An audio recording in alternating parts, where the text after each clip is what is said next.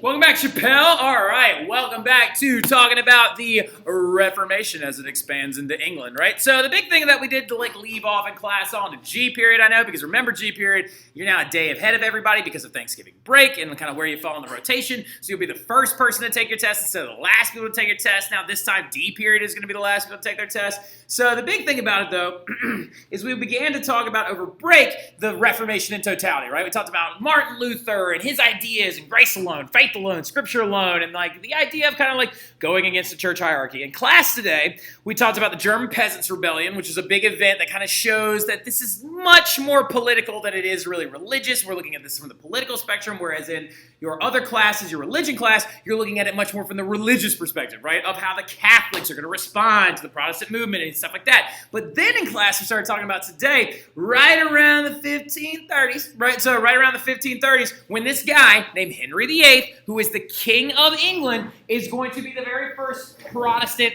monarch to take his country in a different direction, right? So the big thing about it, though, is like we talked about in class today a little bit in G period, I'm doing all of it over kind of, again, like a little bit of a skim through just because I don't know where certain classes are going to end up starting and stopping. As we know, as we get closer and closer to Christmas break, there's a random schedule. Oh, this was shorter. All right, so now the big thing, though, is that we talked about how he was originally known as the Defender of the Faith, right? He was known as the Defender of the Faith when he looked like this, right? When he was handsome and stuff like that and young, when he was the young King of England, because he released that book called Defending the Seven Sacraments, which actually went against Martin Luther's ideas that were spreading throughout the continent.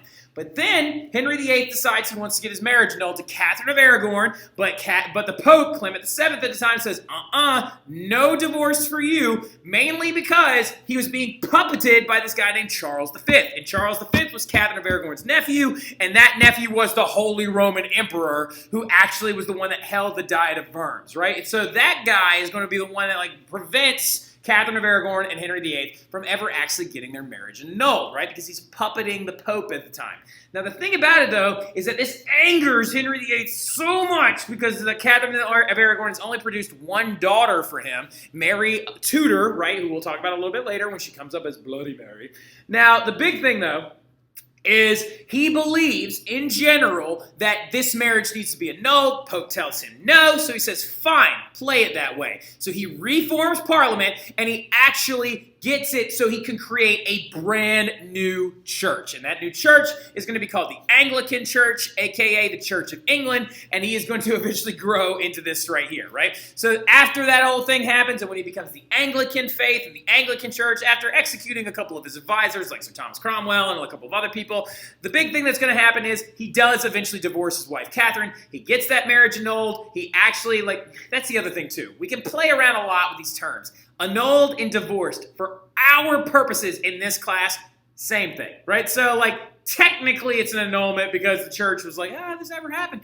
But, in this sense, we're using it the way he did it and the reasons why he wanted to do it, because he was technically God doesn't want us to be married because she's only giving me daughters, but you could say it's annulled, but we're going to say annulled, divorce, same kind of thing, right? In this stream of consciousness, in this understanding of the story, same thing. So he gets that whole thing with Catherine annulled. He forces Catherine of Aragon, the aunt of Charles V, to move into a convent in near Wales, and he puts her basically under house arrest for the rest of her life, along with his other daughter, Mary. And so because of this, Mary decides to never become Anglican. She grows to hate her father's guts and decides to stay an ardent Catholic for the rest of her life. Important to remember that, all right? So jot down somewhere in your notes. Mary never stops being Catholic, all right? So that's his one surviving daughter. But then he has another child with this woman, Anne Boleyn. Anne Boleyn was one of Catherine of Aragon's ladies-in-waiting, which basically means a noble woman who is close to the royal family, and she isn't married yet, right? So Anne Boleyn, who was possibly having an affair with Henry VIII the entire time, apparently gets pregnant very, very quickly after they get married and the marriage to a Catholic gets annulled, but she gives birth to a girl, right? And that girl's name is going to be Elizabeth. And so then later on, she would become Elizabeth I, okay? So Elizabeth is going to be a very famous woman throughout history. She's one of my people that I had to actually enjoy, talking about and stuff like that. Again, she's no hero, but, she's interesting, right? So, the big thing about that going forward is she gives birth to a girl. Does this anger Henry yet again? Of course it does, right? But in the process, he forces this through the Parliament. So before we get to, we'll sidetrack, before we get to how this affected Anne Boleyn, you do need to know about this thing that got passed, okay? So after he gets married to Anne Boleyn, he passes this thing through Parliament known as the Act of Supremacy. And the Act of Supremacy is like a rock that gets dropped into water and sends ripples throughout the rest of English history, right? Due to the fact that because this forced the subjects of England to take an oath declaring that Henry VIII, the King of England, and all of the begotten kings following him would become supreme heads of the Church of England. This is going to completely break them away from the Catholic Church.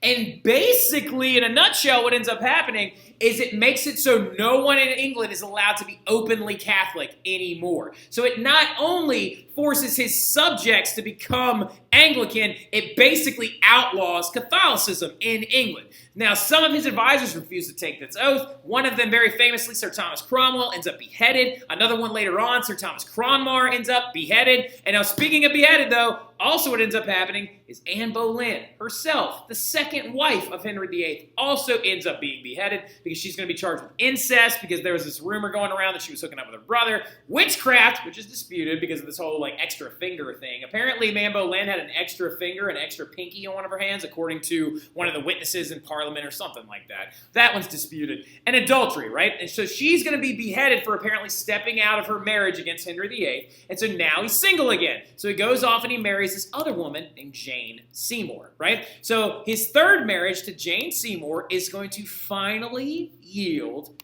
a bouncing baby boy, right? Wow, but he looks like that. All right, so oh, that's very unfortunate. His third marriage to a woman named Jane Seymour, Henry finally has a boy, and his name is Edward, and he would become Edward VI, right? Unfortunately, though, what ends up happening is Jane Seymour died during childbirth, so he's single yet again, right? So remember your rhyme to go through the wives, right? Divorced, beheaded, died. Divorced, beheaded, survived. So divorced, beheaded, died. Jane Seymour is the one that died during childbirth, giving birth to Edward VI right here. Now, Edward VI is going to be an important figure here in a little bit, but mainly due to the fact that he's just not that strong of a leader, right? Henry is going to go on to have 3 more wives. Number 5 was also beheaded. That was Catherine Howard because she cheated on him as well.